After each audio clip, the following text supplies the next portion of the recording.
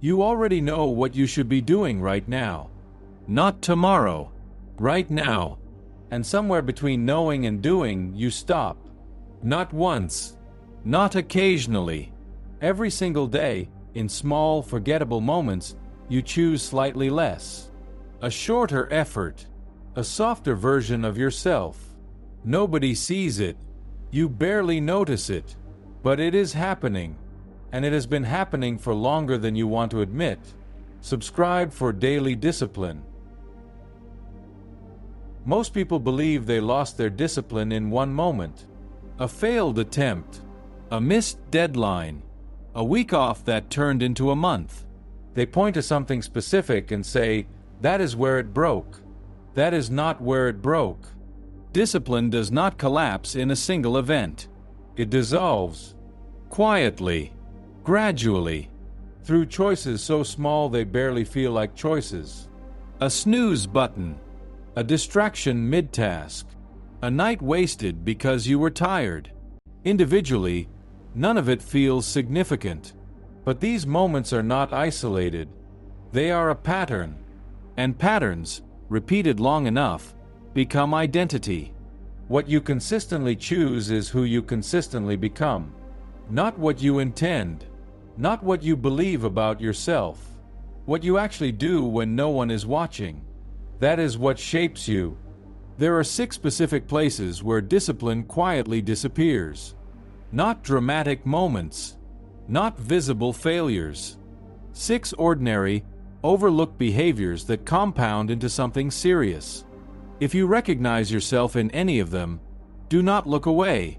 That discomfort is information. 1. Micro-compromises. You set a standard for yourself. A time to wake up. A task to finish before moving on. A line you said you would not cross. Then something comes up. Or nothing comes up, and you simply do not feel like it. So you adjust. Just slightly. 15 more minutes. Just this once. Just today. And the adjustment feels reasonable in the moment. That is what makes it dangerous. Because the issue is not the 15 minutes. The issue is what your mind records. Every time you negotiate with yourself and lose, your brain updates its model of who you are. It learns that your commitments are flexible. It learns that your standards have exceptions. And the next negotiation becomes easier. The threshold drops. You begin operating not on your original standard, but on a slightly lower one. Then lower again. The micro-compromise never announces itself as a problem. It arrives disguised as common sense. Be reasonable, it says. You earned this. You are only human. And you are. But humans are also capable of holding the line. The cost of not holding it is not just the missed task. It is the slow erosion of trust in your own word. Every commitment you break with yourself makes the next one harder to keep. Fix this by treating your private commitments with the same weight as public ones. When you say you will do something, even to yourself alone, you do it. Not because anyone is watching. Because you are. Dopamine overstimulation. There is nothing wrong with enjoyment. But the modern environment is not designed for your benefit. It is engineered specifically to capture your attention and hold it. Every scroll. Every notification. Every autoplay. These are not neutral. They are calibrated. And the more you expose yourself to high stimulation input, the less tolerance you have for anything that does not immediately reward you. Real work does not immediately reward you.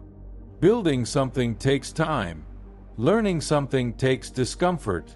Progress is often invisible until it is not. But when your baseline stimulation is set too high, that delay feels unbearable. You open your phone not because you made a decision. You open it because your hands already moved. That is not relaxation. That is a reflex. And reflexes, once conditioned, are difficult to interrupt without intention. The discipline problem here is not laziness. It is sensitivity. A nervous system trained to require constant stimulation to feel okay. Boredom is not an emergency. Silence is not a threat. But if you have spent months or years conditioning yourself otherwise, both will feel that way. Pull the stimulation back. Not permanently. Not as punishment. As recalibration. Sit with a task longer than feels comfortable. Let it be hard without immediately reaching for relief. Your capacity for sustained effort will rebuild. It does not take as long as you think. 3. Fake productivity. This one is harder to admit because it looks like effort. You are busy. You have a list. You cross things off. But nothing important moved. Fake productivity is the habit of staying active inside a safe zone. Tasks that are easy to start. Tasks with quick, visible completion. Tasks that feel productive without threatening you. Email. Organizing. Research that never ends. Preparation without execution. These are not useless, but they are often used as substitutes for the actual work. And the actual work, the thing that requires your full capability and carries real risk of failure, stays untouched. Day after day. You close your laptop tired and wonder why you still feel behind. This is why. The hard task does not disappear because you stayed busy around it. It waits. And every day you avoid it, it becomes slightly more loaded, more intimidating, more significant, more reason to keep avoiding it. Fake productivity creates the feeling of movement without the reality of it. You are on a treadmill convinced you are covering distance.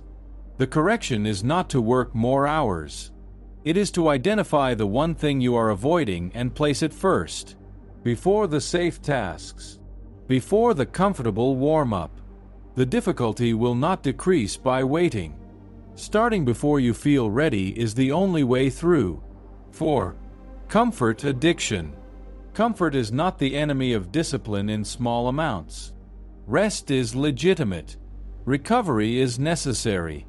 But there is a version of comfort that creeps beyond recovery and becomes avoidance. You begin optimizing your environment for ease. The softest chair, the right temperature, the right music, the right mood. Then the conditions are never quite right.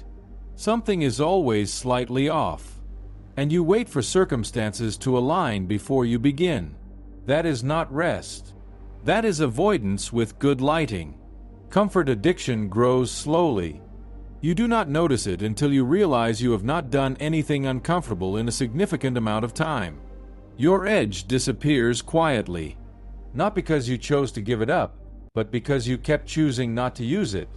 Hard things become harder. Easy things feel heavier. Your tolerance for resistance shrinks. I understand this, genuinely. Difficulty without purpose is just suffering. But difficulty with purpose builds something. It builds the version of you that can function when conditions are not ideal. And conditions will frequently not be ideal. You do not need extreme discomfort daily. You need consistent, voluntary contact with things that resist you. Physical training, complex problems, conversations that require honesty, anything that asks more of you than your current comfort level allows. Do that regularly and the comfort zone expands. Avoid it, and the comfort zone contracts. The choice is ongoing. 5. Late night weakness. Nighttime is where discipline goes to die. Not for everyone, but for most. The evening loosens the standards you held all day. You are tired. Your willpower has been depleted. Your defenses are down. And in that window, you make decisions you would not make at 8 in the morning. You eat the wrong thing. You watch one more. You reach for your phone. You stay up past the hour you know costs you the next day. And the next morning, you start already behind. Slightly worse sleep. Slightly worse mood. Slightly less clean than the version of you that held the line. These are not catastrophic individually, but late nights compound. They pull your mornings backward. They narrow your best hours. And the self-control you needed to build something important gets spent recovering. The late night is often not even about what you are doing. It is about resistance to the day ending. Some quiet rebellion against responsibility. Against the structure that begins again when morning comes. Name it if that is what it is. Then make the decision anyway. Sleep is not surrender. Sleep is the foundation of the version of you that is capable. What you protect at night determines what you have available in the morning. Guard it. 6. Waiting to feel ready. This is the one that costs the most. More than the snooze buttons. More than the distractions. The belief that readiness arrives before action. It does not. Readiness is a result of action, not a precondition for it. You do not feel confident before you do the thing.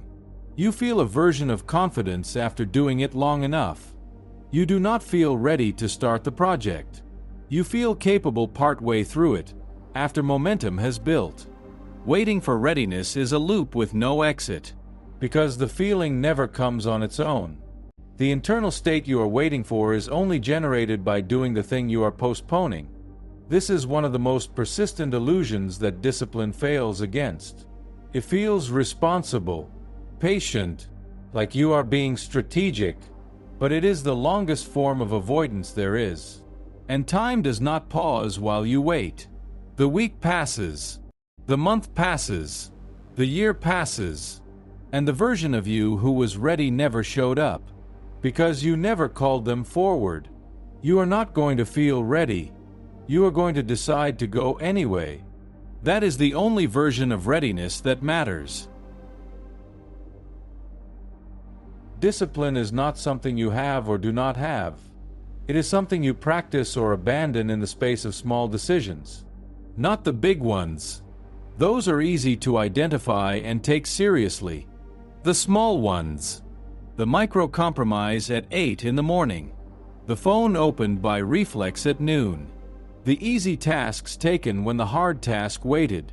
The extra hour of comfort that cost you an hour of sharp focus. The late night that eroded the morning. The thing left undone while you waited to feel like doing it. These are not dramatic. That is the point. Dramatic failures are visible. You correct for them. It is the ordinary, invisible, daily slippage that compounds into a life that does not resemble what you intended. You do not have to be exceptional every day, but you do have to be honest about where you are slipping. Most people are not undisciplined because they are weak. They are undisciplined because they are distracted, overstimulated, comfort-dependent, and waiting for some future version of themselves to arrive and finally do it. That version is not coming. You are the version that has to do it. Right now. In the condition you are currently in.